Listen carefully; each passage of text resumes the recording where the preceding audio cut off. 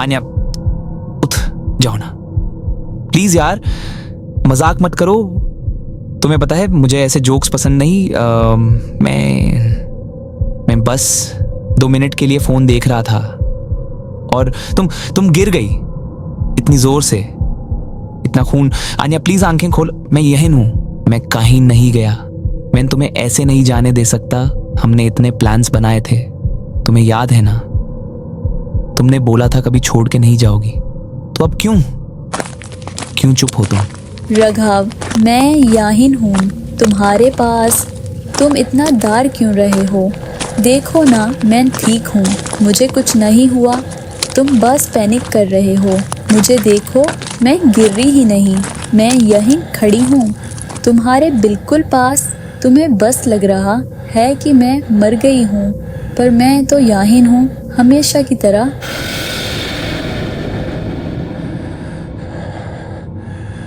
ये सब क्या हो रहा है? मैं पागल हो रहा हूँ क्या?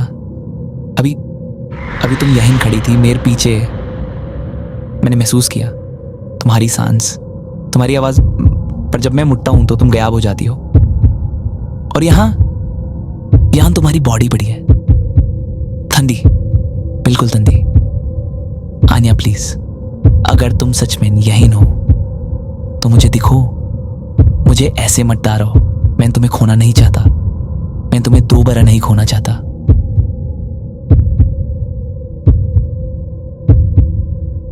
राघव, तुम मुझे देख नहीं पा रहे, पर महसूस कर रहे हो ना? मैं हर जगह हूँ इस कमरे में, तुम्हारे आसपास, तुम्हारे इतने करीब कि तुम्हें मेरी सांस तक सुनाई दे रही है। पर तुम एक्सेप्ट नहीं कर रहे, तुम सच से भाग रहे हो। तुम मुझे पकड़ना चाहते हो, पर मैं अब वैसे नहीं हूँ जैसे पहले थी।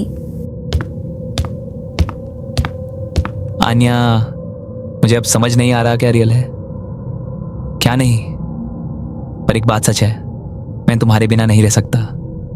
अगर तुम सच में चली गई हो तो मैं भी यहीं रुक जाऊंगा, इसी कमरे में, इसी जगह जहां तुमने आखिरी बार मुझे देखा था। मैं तुम्हें अकेला नहीं छोड़ूंगा, चाहे तुम हो या सिर्फ तुम्हारी यादें। मैं यहीं हूं हमेशा।